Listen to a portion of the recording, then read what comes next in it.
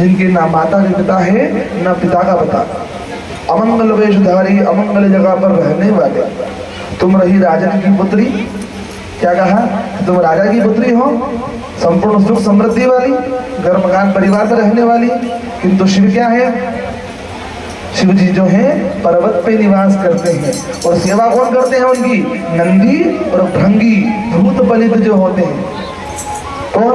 भूत और बलित जो होते हैं वह करते हैं शिव की सेवा। क्या तुम उनसे विवाह कर कर वहां रह पाओगी? फिर अंग शिव परम पवित्र कहलाते, गोद में बैठाए गिरजा को रहते, अदा फिर भी अखंड ज्योतिराज कहलाते। क्या कहते हैं कि हे देवी, तुम शिव जी से विवाह करना चाहती हो तो क्या तुम वहां पर रह पाओगी? क्या तुम निवास कर पाओगी? तो माता कहती है कि हे प्रभु, मैं जन्म जन्मांतर से उनकी पत्नी रही हूँ और आगे भी रहूंगी। मैं सिर्फ महादेव शिव से ही वर्ण करूंगी, अन्यथा मृत्यु को प्राप्त हो जाऊंगी। क्या कहती है माता? कि यदि शिव जी मुझसे विवाह न करें, मुझे वरदान न दें, मुझे पति रूप में प्राप्त न हो, तो मैं आप आज और अभी मृत्यु को प्राप्त हो जाऊंगी। जब सप्त ऋषियों ने यह बात सुनी तो मन में बड़ा विचार किया।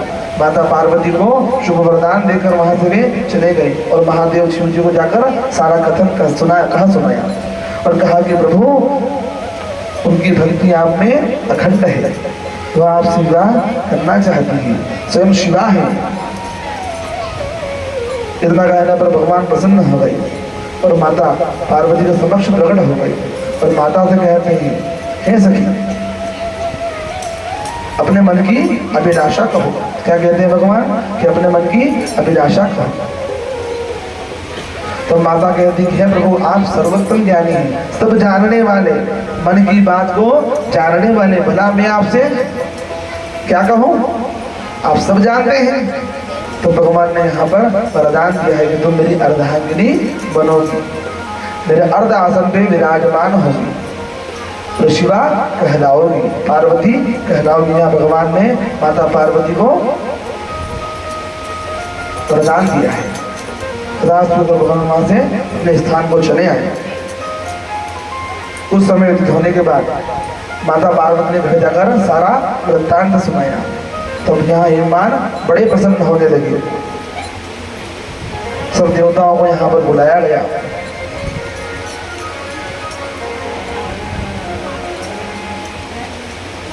हिमालय पर्वत को अति सुंदर सजाया गया और भगवान शिव विवाह की कथा यहाँ से प्रारंभ होती है। तो पश्चात शैलराज ने आनंद होकर नाना देश में रहने वाले सगे संबंधियों को, अब सर्वप्रथम क्या किया था? विवाह अगर किया जाए तो सबसे पहला निमंत्रण देने का काम। तो तत्पश्चात शैलराज ने आनंदित होकर नाना देश में रहने वाले सगे संबंधियों को निमंत्रण भिजवाया। अब विवाह की तैयारी होने लगी तो सर्वप्रथम क्या किया? निमंत्रण भिजवाया परिवार में। इसके बाद बड़े उत्साह के साथ उत्तम अन्न एवं नाना प्रकार की विवाहोचित सामग्री को यहाँ पर, मतलब विवाह में सामग्री खरीद ली जाती है भोजन पाने की, यहाँ पर इन्होंने भी संपूर्ण भोजन की व्यवस्था के लिए सामग्री को लिया है। अनेक व्यंजन आदि दिए, पूरी नगरी को सुंदर सजाया गया और विवाह के लिए किसको नियुक्त किया गया? स्वयं ब्रह्मा जी को। वेद वचनों के द्वारा आप हमारी कन्या का पाणी ग्रहण संस्कार कराना। गंगा भी अति प्रसन्न हुई, दिव्य रूप धारण कर अनेक प्रकार के आभूषण से अलंकृत हो हिमालय के यहाँ पर पहुंची। उसी समय समस्त नदियां, गोदावरी, यमुना आदि नदियां, सरिताएं श्रेष्ठ पताकाएं फहरा रही थी। चारों ओर बंदरवार बजवाए गए। आम के बंदरवार, शुभ मंगल कार्य में बंदरवार लगाना चाहिए। यहाँ पर विवाह मंडप की रचना की गई है। हिमालय ने सभी प्रकार की रिद्धि सिद्धियों से नगर को विचित्र रीति सजवाया है। अनेक स्थानों पर खंबे, केले के खंभों से सुंदर शोभायमान मंडप सजाया गया। देवताओं को सुख प्रदान करने वाले परम अद्भुत अत्यंत स्वच्छ आश्चर्य दिव्य बड़े बड़े सिंहासन लगवाए गए, बैठने के लिए सिंहासन लगाए गए। हे नारद, विश्वकर्मा ने मेरे लिए सत्यलोक की, विष्णु ने वैकुंठ की रचना की थी। लोकपालों अन्य सभी देवताओं के लिए सुंदर भवनों का निर्माण किया गया। विश्वकर्मा को भगवान शिव का महान वरदान प्राप्त था, इसलिए उन्होंने शिव के संतोष के लिए क्षण मात्र में इन वस्तुओं की रचना कर डाली। भगवान शिव के लिए उन्होंने ग्रह का निर्माण किया। भगवान शिव के लिए दूल्हे के लिए भी एक कमरा सजाया गया सुंदर, भवनों के समान अनुपम था। हे भगवान, मंगल पत्रिका पाकर महादेव ने फिर क्या किया, अब यहाँ से पत्रिका लेकर ब्राह्मण देवता को पहले भेजा है दूल्हे राजा के यहाँ। जाता है ना लग्न लेकर, पत्रिका लेकर, तो यहाँ पर हिमवान ने लग्न पत्रिका लेकर ब्राह्मण को भेजा है शिव जी के यहाँ। अब ब्राह्मण देवता ठहरे, जब शिव जी के यहाँ पहुंचे तो मन में बड़ा विचार ब्राह्मण देवता के, शिव जी के यहाँ जाऊंगा तो अनेक प्रकार का धन ऐश्वर्य सौभाग्य प्राप्त होगा। किंतु बाबा जी ठहरे,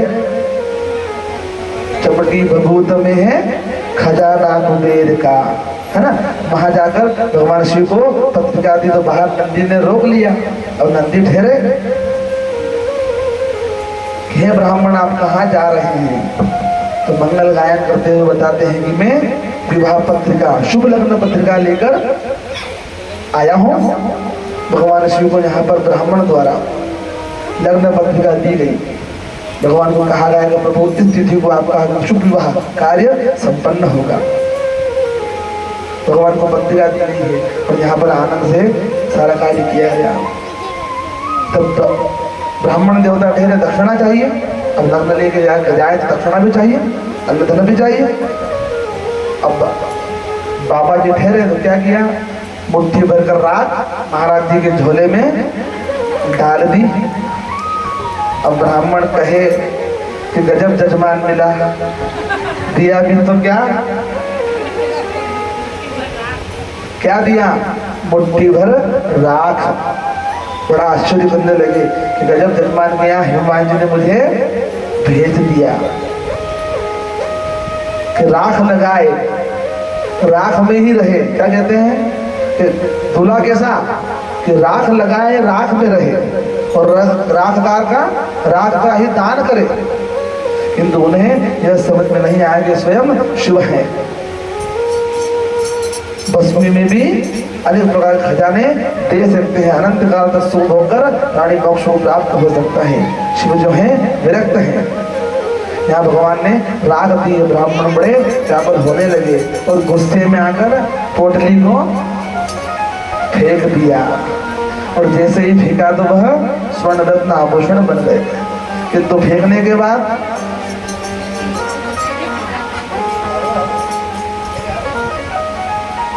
अब क्या कहा आगे, जब फेंका तो बड़ी समस्या उत्पन्न हो गई। ब्रह्म देवता कहे कि मैंने तो आज जीवन की सबसे बड़ी गलती कर दी कि शिव पर विश्वास नहीं किया।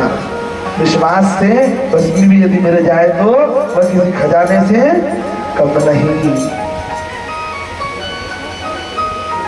अब ब्राह्मण देवता पत्रिका देकर पुनः हिमवान के यहाँ जाते हैं। सुंदर कार्य प्रारंभ होने लगा। भगवान शंकर का यह वचन ऋषि पसंद और भगवान के शंकर सब ऋषि पसंद होने लगे कि हमारा विवाह संबंध तय हो गया है। क्या कहा शिव जी ने ऋषियों से, हमारा विवाह संबंध तय हो गया है। बताया सभी को, सभी देवताओं को खबर की गई है यहाँ पर। हे मुनिवर, जो मेरे इस विवाह महोत्सव में नहीं आएंगे, अब क्या कहते हैं शिव जी कि हे मुनिवर, जो मेरे इस विवाह महोत्सव में नहीं आएंगे मैं उन्हें कदापि नहीं मानूंगा। भगवान शिव जी ने भी सभी देवताओं को कहा है कि इस तिथि को हमारा विवाह तय हुआ है तो सभी को विवाह में आना है। अब जब विवाह में आना है तो क्या कहते हैं, जो नहीं आएगा उसके यहाँ हम नहीं जाएंगे। अपन कहते ना जो अपने आएगा उसके यहाँ हम जाएंगे। क्या कहते हैं शिव जी कि जो हमारे यहाँ विवाह में नहीं आएगा हम उनको यहाँ उनको नहीं मानेंगे, वो देवता स्वरूप नहीं कहलाएंगे। तो यहाँ पर प्रभु की मंगल यात्रा निकलती है भगवान शिव की भगवान शिव की मंगल विवाह यात्रा यहाँ पर बताई गई है बड़ी आनंद से। देवताओं ने अनेक तैयारी करने लगी। अब जब भगवान शिव का विवाह होने लगा, तैयारियां होने लगी, तो देखो विवाह का सर्वप्रथम नियम श्री गणेश का पूजन। जबकि भगवान शिव जो है, जो भगवान शिव जी जो हैं गणपति की पिता हैं, किंतु भगवान शिव जी की विवाह में भी गणेश जी का पूजन किया गया है। अब दूल्हे को लगती है हल्दी, दुल्हन को लगती है हल्दी, किंतु यहाँ सारा उल्टा हुआ। क्या हुआ? भगवान शिव का जब विवाह होने लगा तो भगवान को यहाँ हल्दी नहीं लगाई गई है, यहाँ भस्म का भगवान ने स्नान किया है। बारात तैयार होने लगी जाने के लिए, विवाह करने के लिए। अब जब विवाह करने के लिए बारात तैयार हुई तो दूल्हे को तैयार कौन करता है? बाराती या घर परिवार के समित्र या जमाई जी हो जाए, है ना। तो यहाँ भगवान शिव के साथ क्या हुआ कि सभी लोग तो अपना आनंद मनाने में लगे कि भगवान शिव की विवाह में जाना है, किंतु भगवान को शिव जी को तैयार करने के लिए सब अपने साथ सज्जा में मस्त। भगवान विष्णु देखे तो अपने वाहन को तैयार करें, तो पति पत्नी आनंद से तैयार होते विवाह में जाना है। यमराज धर्मराज अपने वाहन को तैयार कर रहे हैं, बढ़िया आनंद से उसको दिला रहे हैं, भैंसे को बढ़िया सुंदर स्नान करा रहे हैं। उनको जाना है, वाहन पे बैठ कर जाना। हर व्यक्ति अपना वाहन तैयार करता है ना, विवाह में जाता है तो कि अपने वाहन से जाएंगे। तो सभी ने अपने अपने वाहन, अपना परिवार, अपने सखी सहेलियों के साथ तैयार हो गए, किंतु भगवान को तैयार करने के लिए यहाँ पर कोई नहीं गया। तो भगवान शिव की जो गण थे नंदी और भृंगी, मन में बड़ा विचार करे कि दूल्हे के बिना बारात किस काम की। क्या कहा कि दूल्हे के बिना बारात किस काम की। तो नंदी और भृंगी बड़ा होंगे विचार करें कि भगवान आपने सबको आमंत्रण तो दिया, किंतु वो देवता आपको तैयार करने के लिए, तो भगवान शिव कहे कि उनको अपने से फुर्सत मिले। विवाह में क्या होता है, हर व्यक्ति अपने अपने में लगा रहता है ना। तो क्या कहते हैं कि जो स्वयं तैयार होंगे तो मुझे तैयार करने आएंगे। तो नंदी कहे कि प्रभु हम आपको तैयार कर दें, अगर आपका आदेश हो तो कैसे तैयार करोगे। तो यहाँ भगवान का नंदी और भृंगी के द्वारा विशेष श्रृंगार किया गया। तो श्रृंगार कैसे किया गया? संगी का विशेष तैयार भगवान को इस प्रकार श्रृंगार किया गया है। यहाँ पर अद्भुत वर्णन रामायण में भी निकलता है और शिव पुराण में भी यहाँ वर्णन किया गया है। तो भगवान को तैयार कैसे किया जाए। दूल्हा, अब सब नंदी महाराज का विवाह नहीं हुआ, भृंगी भूत पलित रहने वाले, तो वो क्या पता विवाह में तैयार, दूल्हे को करना कैसे है। तो सबसे पहले क्या किया जाए, तो भगवान को माला पहनाई जाए। सबसे पहले क्या किया जाए, तो प्रभु को माला पहनाई जाए। तो माला काय की पहनाए, तो कैलाश पर्वत पे मिले क्या। तो एक गण था भगवान का, तो प्रभु आप कहो तो माला में ले आऊं। तो हाँ भैया लिया। शिव जी ठहरे, ले आओ। तो नंदी कहाँ गया, नंदी गया शमशान में, मुंड की मालाएं लाया। अब मुंड की माला तो भागा कहाँ, तो एक सर्प को पकड़ा, तो सर्प के अंदर उन मुंडियों को पिरोकर भगवान शिव की सुंदर माला बनाई गई। यज्ञोपवीत के नाम पर एक सर्प को वक्षस्थल से लगाया गया, वासुकी नाग को, छोटे नाग को यहाँ पर वक्षस्थल पर भगवान की यज्ञोपवीत बनाकर लगाया गया। कि प्रभु अब क्या किया जाए। तो एक बंदी बोला, भगवान का गण बोला कि प्रभु दूल्हे को तो मोड़ होता है, मोड़ लगाया जाए। तो बिना मोड़ के दूल्हा कैसा, तैयार तो सभी होते हैं, किंतु भिन्न क्या करता है, मोड़। तो प्रभु क्या किया जाए, लेकिन मोड़ होता कैसा है।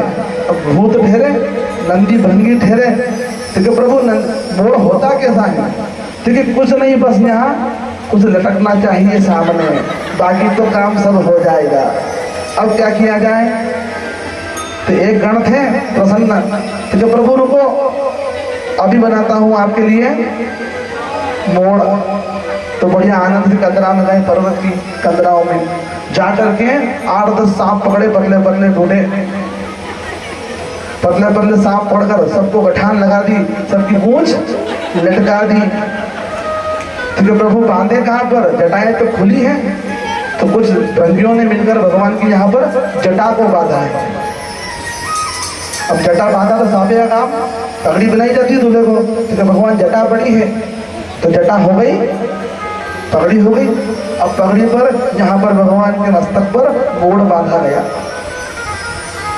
और सांपों से क्या कहा गया कि तुमको बिल्कुल हिलना नहीं है। तुमको क्या कहा कि तुम मोड़ हो भगवान के मस्तक पर लगाए गए हो, तुमको हिलना नहीं है। ठीक है, हो भगवान मस्तक पर सुंदर चंद्रमा सजाया गया। अब एक नंदी महाराज आए कि प्रभु आप नग्न हैं, दिगंबर है भगवान का, दिगंबर रहने वाले। तो भोलेनाथ के कई काम कपड़ा से, क्या कहते हैं शिव जी कि क्या काम? वस्त्रों से। तो घर में व्यक्ति ऐसा भी रह जाए तो क्या कहते हैं कुछ न कि प्रभु बारात लेकर जा रहे हैं, परदेश जाना है, तो कुछ वस्त्र तो होना चाहिए। अब क्या किया तो प्रभु आपकी आज्ञा हो तो जहां पर बैठता हूँ वही लपेट दूं। तो क्या लपेटा भगवान को? भगवान को लगाया गया बाघंबर। जिस बाघंबर पर भगवान शिव विराजमान होते हैं, उस बाघंबर को लगाया गया। अब लगाए तो खुल जाए, बांधे का इसे। अब क्या किया जाए? एक पतला सर्प लाया गया, तो सर्प से उस बाघंबर को बांधा गया और सर्प को समझाया गया कि हम कितने ही नाचे कूदे, क्या कहते हैं गण, क्या कहते हैं कि हम कितने ही नाचे कूदे, तुमको हिलना नहीं है, तुम हिले तो ये बाघंबर।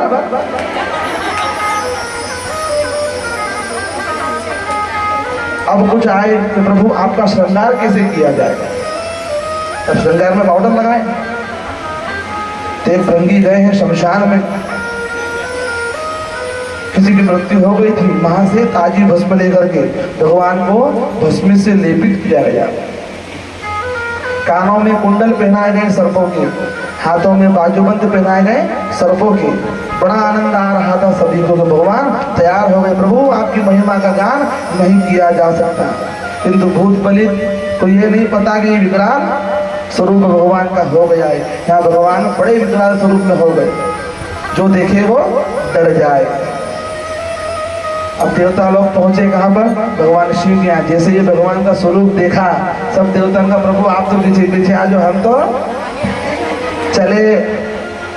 उनको ये पता था कि यहाँ तो नंदी भृंगी हो गए और भगवान का ऐसा स्वरूप देखा था कि अगर बाराती बाद में जाए तो भोजन कि प्रभु ये दूल्हा, अरे बारात किसके पीछे? बारात है दूल्हे के पीछे। पता चला दूल्हा ही सही नहीं हो तो बारात को कोई पूछेगा? तो क्या कहा देवताओं ने कि प्रभु हम तो आगे आगे, आप आओ पीछे पीछे। तो नंदी ने कहा कि प्रभु सब लोग देवता तो चले गए, आपकी आज्ञा हो तो अपन आगे निकले जाए दौड़ के। तो शिव क्या कहते हैं कि रुको रुको रुको, अपनी मंडली की तो बात ही कुछ और है, उनको जाने दो, अपनी मंडली के लोगों को बुलाओ। अब मंडली में कौन बुलाया? मंडली में किसको बुलाया गया? तो नंदी ने पीपड़ी बजाई, भिंडी बजाई और डमरू को भगवान ने जब बजाया तो जितने भी भूत पलित थे, जितने भी गण थे, अब वहां क्या हुआ? नंदी क्या कहते हैं कि प्रभु अपन ने इनको बुलाया तो है नहीं, ये मंत्र तो दिया ही नहीं शादी का, बुलाए कैसे? तो भगवान शिव क्या कहते हैं कि अपने मंडली को बुलाने की जरूरत, अरे शादी में जब विवाह किया जाए, शादी विवाह जब किया जाए, मेहमानों को बुलाया जाए। कोई कहे कि भूत महाराज हमारे घर ब्याह में आ जाओ, कोई कहता है क्या कि हे भूत देवता आप मेरे घर विवाह में आना? तो भगवान के गण कौन है? नंदी भृंगी भूत पलित डाकिनी शाकिनी सब प्रकार के गण जो हैं वहां पर बुलाए गए। और भगवान ने दिव्य स्वरूप धारण किया है, एक हाथ में डमरू, एक हाथ में त्रिशूल। तो भगवान डमरू का नाच करते हुए नंदी पर बैठ गए और चले हैं। सब प्रकार के भूत और प्रेत वहां पर आए हैं, हजारों लाखों की संख्या में भूत और प्रेत वहां पर आ गए। अब जो भूत प्रेत आए वहां किस प्रकार से आए? चेहरे भोले बाबा निराले दूल्हे चेहरे भोले बाबा निराले दूल्हे निराले दूल्हे मतवाले दूल्हे निराले दूल्हे मतवाले दूल्हे